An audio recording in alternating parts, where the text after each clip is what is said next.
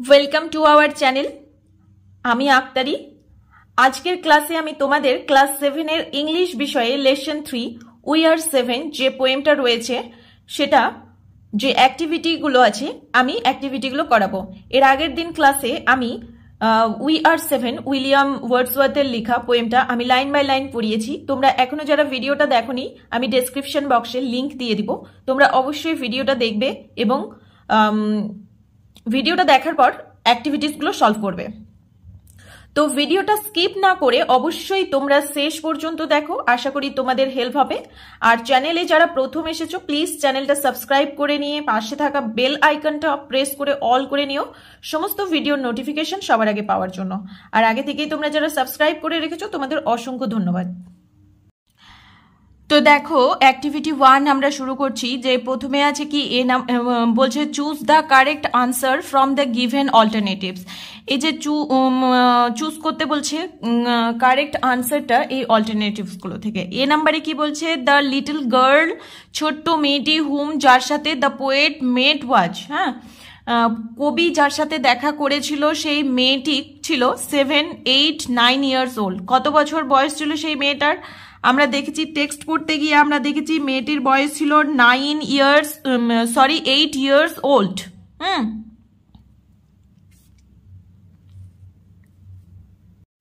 এই যে সেকেন্ড স্ট্যান্ডাতে দেখো I met a little cottage girl.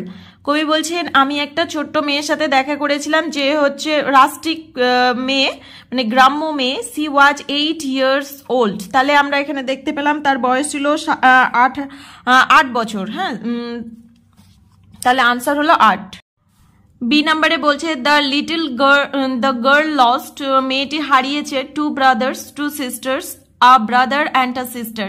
তাহলে আমরা পড়তে গিয়ে জেনেছি যে একটা ভাই এবং বোনকে হারিয়েছে, তাহলে আনসার হবে কি 3 নাম্বার। আমরা এখানে দেখতে পাচ্ছি 2 of us in the churchyard lie। মেয়েটি বলছে দুজন হচ্ছে চার্চইয়ার্ডে ঘুমিয়ে আছে, শুয়ে আছে। My sister and my brother, আমার বোন এবং ভাই। সি নাম্বারে বলছে the distance between her house and the burial ground was only, কতটা দূরত্ব ছিল তাদের বাড়ি এবং সে তার ভাই এবং বোন যেখানে কবরস্থ আছে তার দূরত্ব 12 স্টেপস। আনসার হবে 12 স্টেপস। এই যে আমরা শেষের যে স্ট্যান্জা তার 3 নাম্বার স্ট্যান্জাতে দেখতে পাচ্ছি 12 steps or more from my mother's door and they are side by side. এখানে দেখতে পেলাম 12 স্টেপস। অ্যাক্টিভিটি 2তে কি বলছে identify which of the following statements are true and which are false, give a supporting statement for each of your answer. এখানে সত্য মিথ্যা আমাদেরকে লিখতে বলছে এবং আমরা সত্য যদি দিলাম ট্রু দিলাম তাহলে কেন ট্রু এর একটা সাপোর্টিং সেন্টেন্স কবিতা থেকে লিখতে হবে, এবং যদি ফলস দেই তাহলে কেন ফলস হলো তার একটা সাপোর্টিং সেন্টেন্স কবিতা থেকে নিয়ে লিখতে হবে। তো প্রথমে কি বলছে A number the little girl was good looking, ছোট্ট মেয়েটি দেখতে খুব সুন্দর ছিল। তাহলে এটা কি হবে? এটা ট্রু হবে, এটা ট্রু হবে। আর আমাদের শুধু ট্রু টি লিখলে হবে না, কারণ এখানে বলেছে আর বলছে identify which of the following statements are true and false, তাহলে ট্রু আমাদেরকে ট্রু লিখতে হবে। তো ট্রু অথবা টি দুটোই লিখলে হবে। তো কেন আমরা ট্রু লিখলাম এখানে আমরা এখন কবিতায় দেখে নিব। 3 নাম্বার স্ট্যান্ডাতে কি বলছে যে হার আইস ওয়ার ফেয়ার, তার চোখগুলো খুব সুন্দর ছিল, অ্যান্ড ভেরি ফেয়ার খুবই সুন্দর। Her beauty made me glad, তার সৌন্দর্য আমাকে আকৃষ্ট করেছিল। এই যে এই দুটো লাইন আমাদেরকে লিখতে হবে। আমরা যদি সেম লাইন লিখি তাহলে আমাদেরকে ইনভার্টেড কমা দিতে হবে।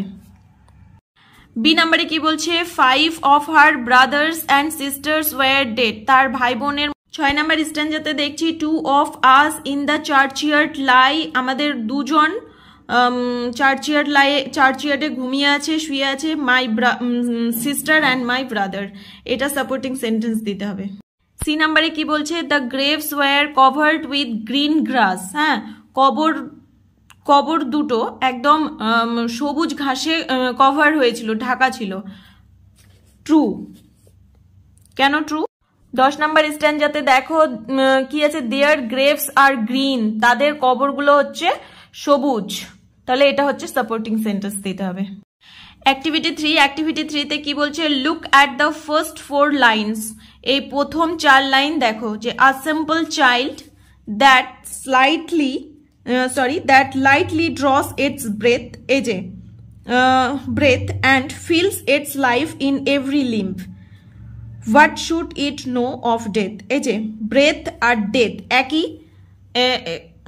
একই উচ্চারণ, একই, এদেরকে হোমোফোন বলা হয়। যাদের উচ্চারণ একই, স্পেলিং আলাদা, তাদেরকে হোমোফোন বলা হয়। তো এরকম হোমোফোন আরও আমরা কবিতা পড়তে গিয়ে পাবো, তো সেগুলো আমাদেরকে লিখতে হবে। এখানে বলছে ওয়্যার ইজ দ্য সিমিলারিটি, সিমিলারিটিটা কোথায় আছে, the word breath rhymes with death. হ্যাঁ, ব্রেথ আর ডেথ এটা কিন্তু একই rhyme. Find words from the poem that rhyme with the given words. নিচে কতগুলো ওয়ার্ডস দেওয়া আছে, এই ওয়ার্ডসের সাথে কবিতায় পড়তে গিয়ে আমরা এরকম একই রাইমের শব্দ পাবো, সেগুলো আমাদেরকে এখানে লিখতে হবে।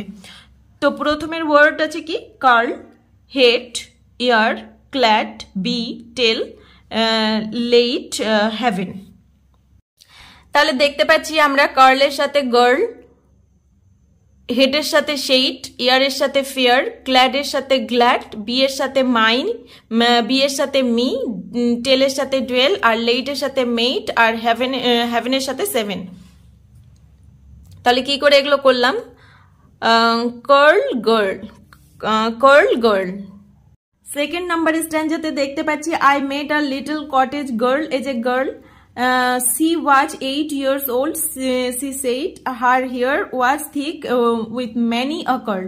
এই যে গার্লের সাথে কার্লটা মিলে গেল, তার জন্য এখানে হচ্ছে কার্লের সাথে গার্ল। আর এখানে দেখতে পাচ্ছি সেইট, হেড, তো হেডের সাথে সেইট। এখানে দেখতে পাচ্ছি ইয়ার, ফিয়ার, তারপরে আছে ক্ল্যাড, গ্ল্যাড। এগুলো কিন্তু একই উচ্চারণ, একই শুনতে লাগছে, এগুলোকে বলা হয় হোমোফোন। বি, মি, তারপর কি আছে, বি, মি, আর মেইট, সেইট অথবা লেইট। এখানে দেখতে পাচ্ছি টেল, ডুয়েল। লাস্টে দেখতে পাচ্ছি লাস্টের স্ট্যান্ডাতে হ্যাভেন, 7, একই রকম শুনতে।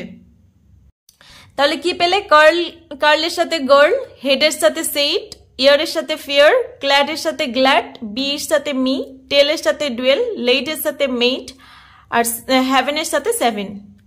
তো এই ছিল ভিডিওটা ভালো লাগলে অবশ্যই লাইক করো এবং চ্যানেলটাকে সাবস্ক্রাইব করো এরকম নতুন নতুন আরো ভিডিও পাওয়ার জন্য, এবং বন্ধুদের সাথে শেয়ার করো। Thank you.